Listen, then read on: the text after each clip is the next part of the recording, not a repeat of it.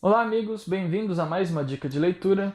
Hoje eu vou falar com vocês sobre o livro Filhos do Éden, Anjos da Morte. Ele é o segundo livro da coleção Filhos do Éden, escrita pelo Eduardo Spohr, e ele continua os eventos do Herdeiros de Atlântida, que é o primeiro livro da coleção. O Anjo da Morte, ele tem uma narrativa dividida em duas frentes. A primeira se passa no presente e continua os eventos narrados no Herdeiros de Atlântida. A segunda se passa no passado e é onde nós então conhecemos o passado de Daniel. Nela nós vamos acompanhar o Daniel como um anjo da morte. No presente nós vamos acompanhar Kyra, Urakin e Ismael, que estão em busca justamente de Daniel depois dos acontecimentos do primeiro livro. A maior parte do livro acontece no passado, em que nós acompanhamos o Daniel como anjo da morte. Mas o que o anjo da morte faz? Os anjos da morte foram anjos recrutados pelos Malaquim para estudar os confrontos que estavam acontecendo na Terra. Os Malaquins, que é uma classe de anjos poderosa, enviam esses anjos para participar desses confrontos como se eles fossem soldados comuns. E o Daniel é um deles. Ele se reporta diretamente a Solon, que é conhecido como o primeiro dos sete, um poderoso Malaquim. Além de acompanhar tudo o que acontece com o Daniel através das dog tags, que são aquelas plaquinhas de identificação que os soldados utilizam, tudo que o Daniel faz fica gravado naquela placa e o Solon consegue ver o que aconteceu. Mas além disso, o Solon às vezes dá missões específicas para o Daniel, como investigar determinadas áreas, determinados acontecimentos. E nisso, o Daniel acaba encontrando lugares místicos, criaturas monstruosas, coisas mágicas, enfrenta magos, criaturas sinistras que trabalhavam para os nazistas durante a Segunda Guerra e também para os soviéticos depois, ali na época da Guerra Fria. E claro, tudo isso acompanhado do seu esquadrão de soldados humanos. Então, este livro é provavelmente aquele que tem a maior quantidade de personagens humanos, já que todos os soldados que acompanham o Daniel são humanos.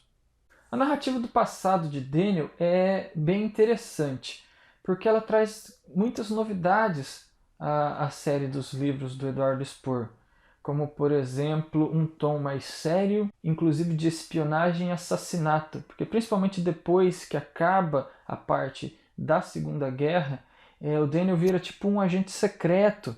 Então ele ganha um tom ali de 007 no livro, sabe? Com missões secretas, espionagem, assassinato, tudo claro em ordem, seguindo as ordens, né, do Solon. Então isso é bem interessante. E também é interessante porque nós ficamos conhecendo o passado de Daniel, né? Quando nós o encontramos pela primeira vez no Herdeiros de Atlântida, não é explicado muito o passado dele. E aqui nós conhecemos melhor como que ele conhece alguns dos personagens que nós já conhecemos, como por exemplo a Yaga, que é a sombra da morte, né? E o próprio Urakin. Quando os dois se encontram, eles se enfrentam num confronto assim bem grande. Eles partem para porrada mesmo. Isso ajuda a entender o que foi que aconteceu para que o Daniel ficasse do jeito que ele ficou, um anjo totalmente renegado e recluso e desgostoso e tão humano como é o anjo que nós conhecemos no primeiro livro, né? Quando a Kyra e os outros vão atrás dele em busca de ajuda. No presente a narrativa é um pouco mais curta, mas também é importante. E as duas narrativas acabam tendo uma ligação entre elas porque fatos misteriosos que o Daniel investiga no passado mostram ali uma consequência lá no futuro durante a busca da Kyra e dos outros. Tá? E as duas narrativas têm um desfecho bastante interessante, bastante emocionante, expandindo ainda mais a mitologia criada lá no primeiro livro, né, que é a Batalha do Apocalipse, que é o primeiro livro escrito aí pelo Eduardo Spohr. Na minha opinião, o livro é muito bom, ele é muito bem escrito. O Eduardo Spohr é um bom escritor, os personagens são interessantes, tanto os humanos quanto os anjos, né?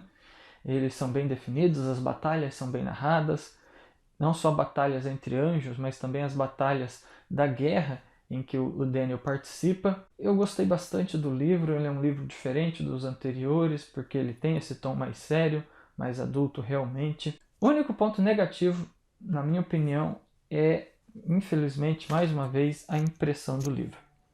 O papel é bom, a capa é legal, é bonita, tudo no livro é bom, mas a impressão de dentro, ela não é muito boa, na minha opinião. Pelo menos o livro que eu comprei, em algumas partes a impressão que dá é que a tinta, ela como se ela vazasse do contorno da letra.